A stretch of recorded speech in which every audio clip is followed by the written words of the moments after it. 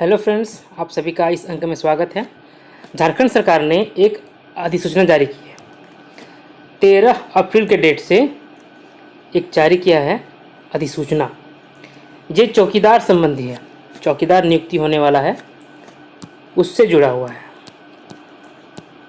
इसके बारे में सारा डिटेल दिया हुआ है, कैसे नियुक्ति होगी, कैसे प्रोन्नति होगी, क्या वेतनमान होगा, क्या क्या क्राइटेरिया पूरा करना होगा, उसके लिए क्या क्या जरूरी क्वालिफिकेशन है, ये सारी चीज़ें दिया हुआ है।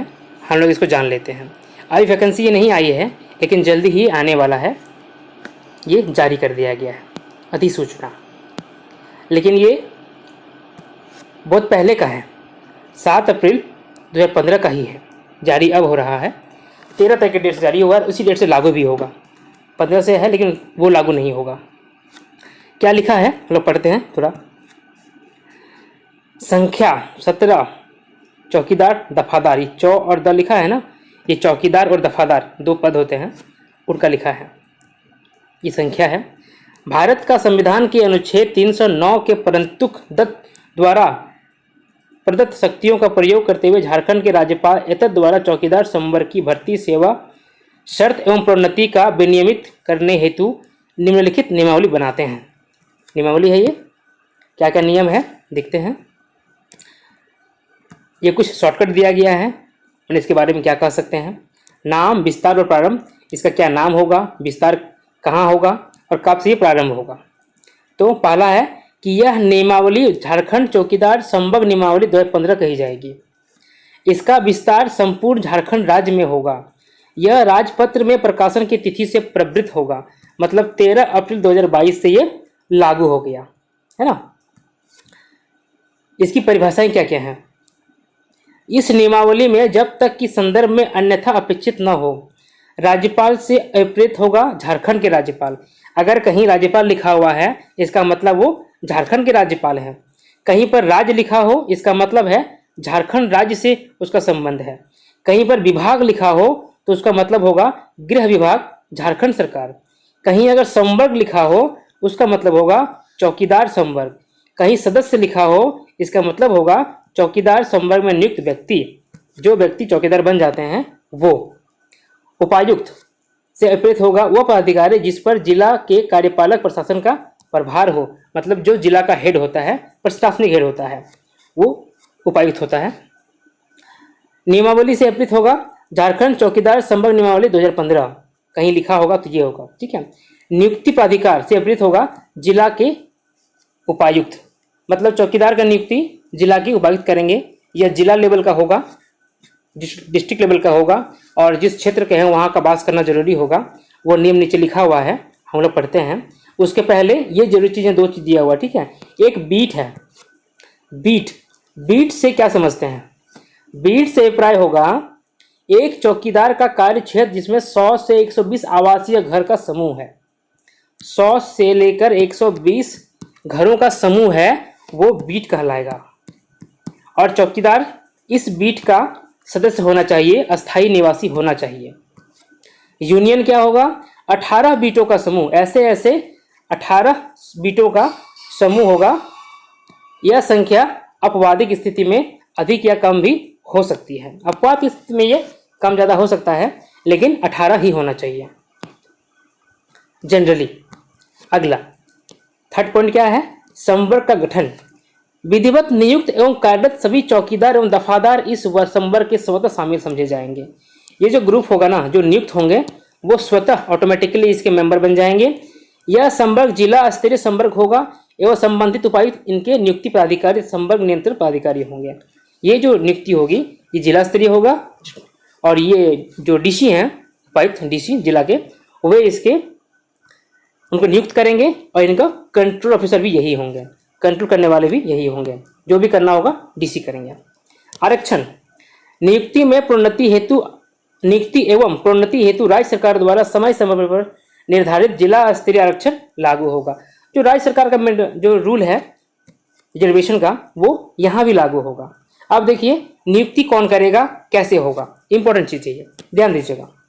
उपायुक्त की अध्यक्षता में निम्नलिखित रूप से गठित समिति के द्वारा चौकीदारों की नियुक्ति एवं प्रोन्नति हेतु अनुशंसा की जाएगी।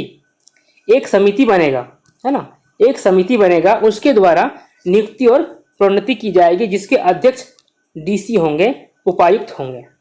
कौन कौन मेंबर होगा, देखिए यहाँ लिखा हुआ है। उपायुक्त होंगे अध्यक्ष, वरीय पुलिस अधीक्षक या पुलिस अधीक्षक वो होंगे सदस्य, मेंबर होंगे उसके।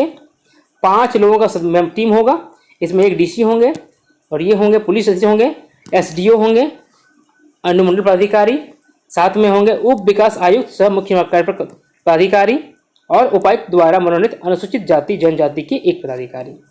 ये डीसी इनको अपॉइंट करेंगे। ये 5 लोग मिलके तय करेंगे कि कौन चौकीदार बनेगा और कौन चौकीदार नहीं बनेगा। लेकिन कुछ क्राइटेरिया भी है।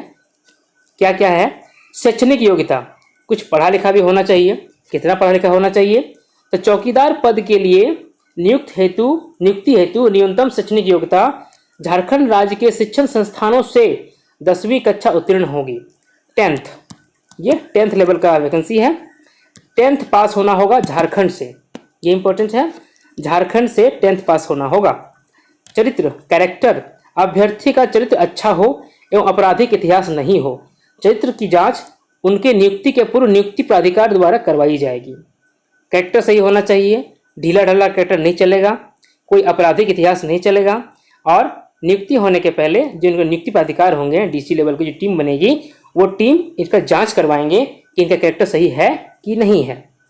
उम्र सीमा क्या होगी? तो चौकीदार के पद के लिए नियुक्ति हेतु न्यूनतम उम्र सीमा 18 वर्ष होगी तथा अधिकतम उम्र सीमा के संबंध में कार्मिक प्रशासन तथा राजभाषा विभाग द्वारा समय समय पर निर्धारित उम्र सीमा के संबंधित प्रावधान लागू होंगे।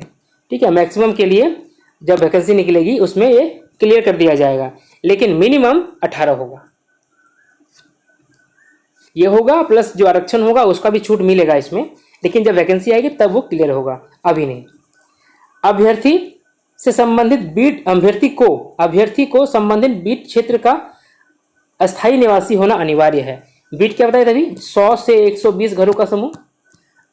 ठीक है, ये बीट होता है। इस क्षेत्र का रहने वाला अस्थायी निवासी होना जरूरी है।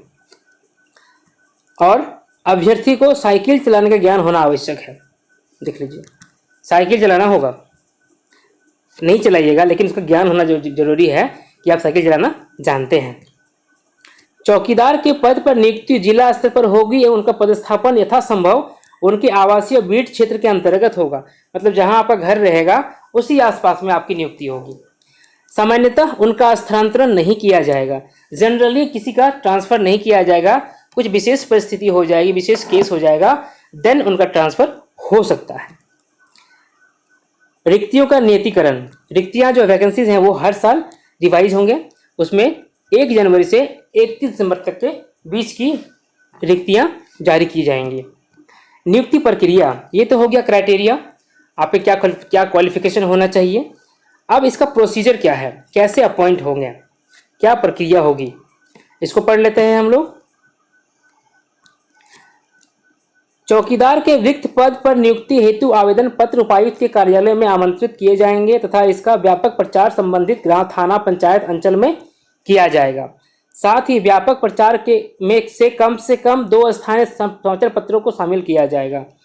मतलब इनका वैकेंसी जो है डीसी ऑफिस से निकलेगा और इसके प्रचार के लिए, व्यापक प्रचार प्रसार के लिए थाना, पंचायत, अंचल, ये सब में किया जाएगा। साथ ही पेपर में 2 स्थानीय पेपर जो लोकल पेपर हैं, कम से कम 2, उनमें इसको डालना होगा, वैकेंसी को दिखाना होगा कि हाँ ये वैकेंसी निकली है, ताकि अधिक से अधिक लोग इसमें भाग ले सकें।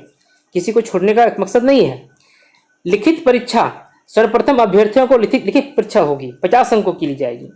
मतलब 50 अंकों के पहले आपका रिटर्न होगा, मे बी ये ऑब्जेक्टिव होगा।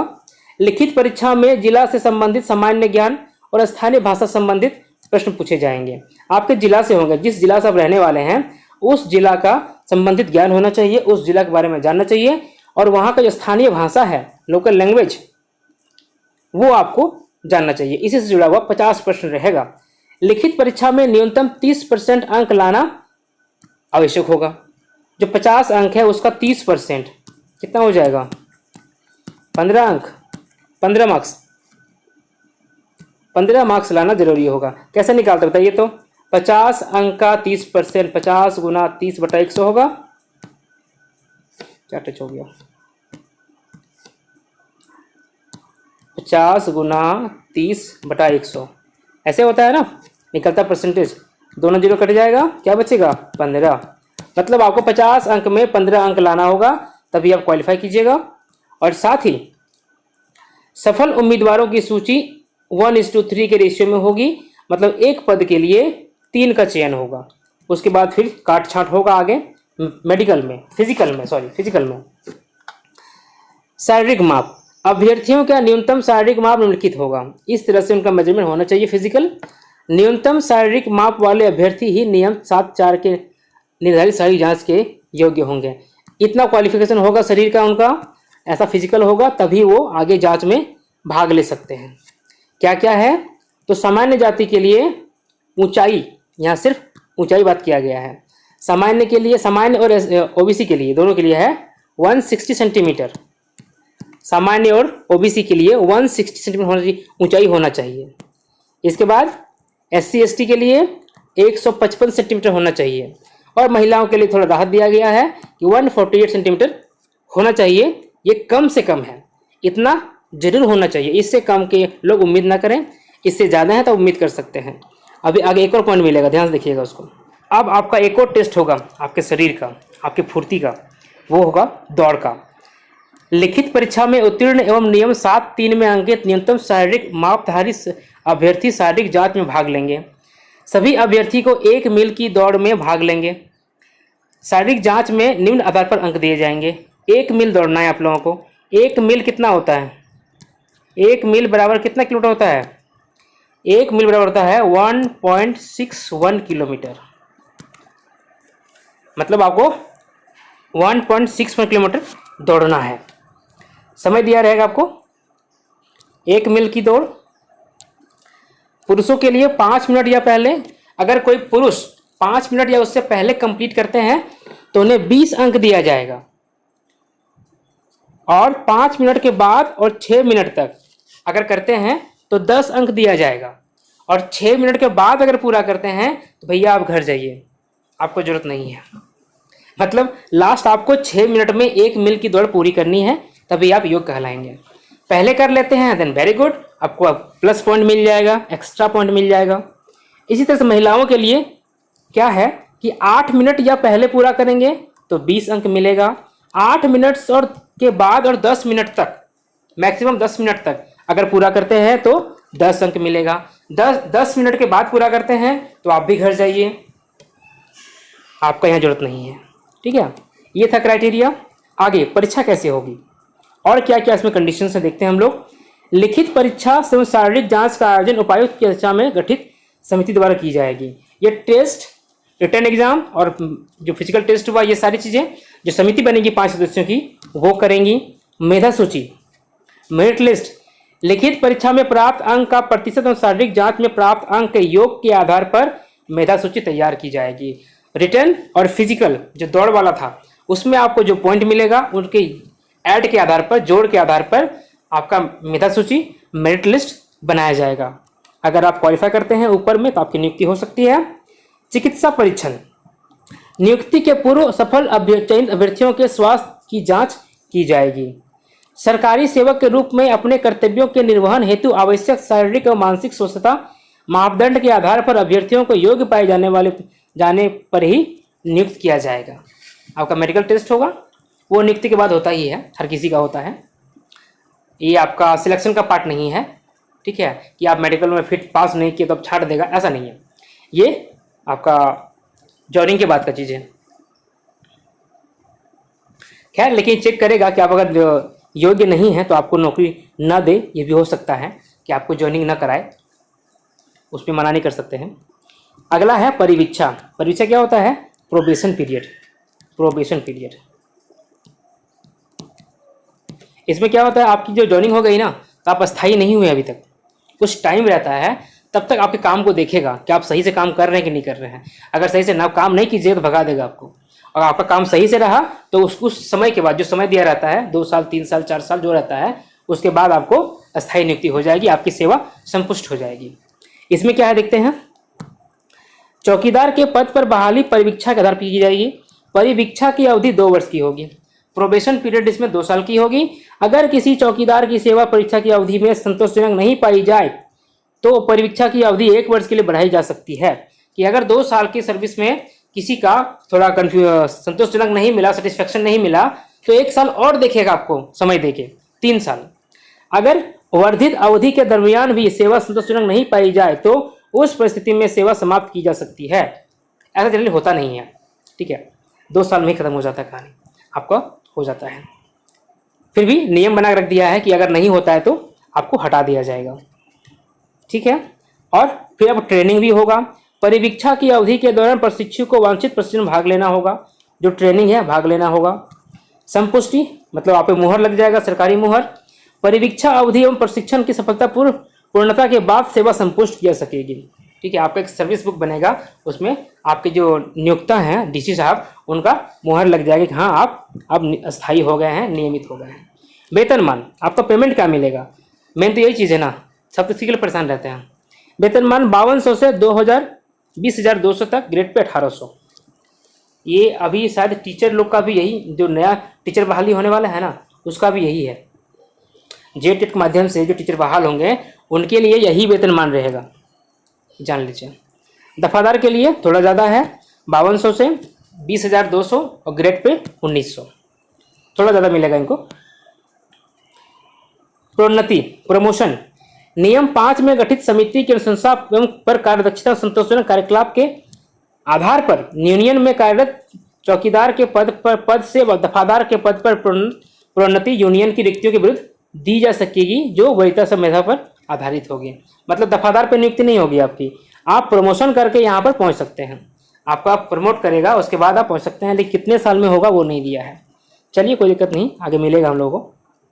निरसन और व्यावृत्ति, चौकीदार एवं दफादार की नियुक्ति प्रोन्नति संबंधी पूर्व में निर्गत ऐसे सभी नियम आदेश परिपत्र जो इस नियम के प्रावधानों को प्रतिकूल हैं प्रभाव नहीं होंगे। अच्छा, ये जो प्रकाशित हुआ है ना अधिसूचना नियमावली, इसके अलावे कोई ऐसा पहले से अगर कुछ लागू हुआ है, जारी हुआ है, तो वो यहाँ से निरस्त हो जाएंगे। अब आपसे यही आगे चलेगा, इसके पहले जो भी है वो सब खत्म हो जाएगा, कहानी का प्लेन हो जाएगा।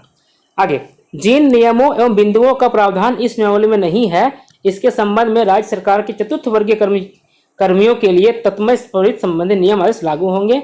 नियमावली प्रवृत्त होने के पूर्व की गई संवर्ग के सदस्यों की नियुक्ति प्रोन्नति कार्रवाई नियमावली के अधीन की गई समझी जाएगी। ये ठीक है, अपना रूल लिखा गया है। बेसिकली ये है कि आपका चौकीदार का वैकेंसी आने वाला है, दौड़ धूप चालू कर दीजिए। कम से कम 6 मिनट में आपको 1.5 किलोमीटर लगभग चलना है, 1.61 किलोमीटर। बड़ा नहीं है यार, कर लोगे, गर्ल्स भी कर लेंगे आराम से, कोई बड़ी चीज़ नहीं है। 1.6 किलोमीटर चलना कहाँ बड़ा चीज़ है, अभी 6 मिनट में 10 मिनट में, गर्ल्स के तो 10 मिनट मिलेगा, लेकिन जितना जल्दी कीजिएगा आपका फायदा होगा। चलिए मेहनत कीजिए, लगे रहिए, और क्या। अभी उत्पाद सिपाही का दौड़ तो कर ही रहे हैं आप लोग ना, साथ में ये भी हो जाएगा मैनेज। आने दीजिए वैकेंसी को, देख लिया जाएगा, है ना। चलिए आप सबको बहुत बहुत धन्यवाद।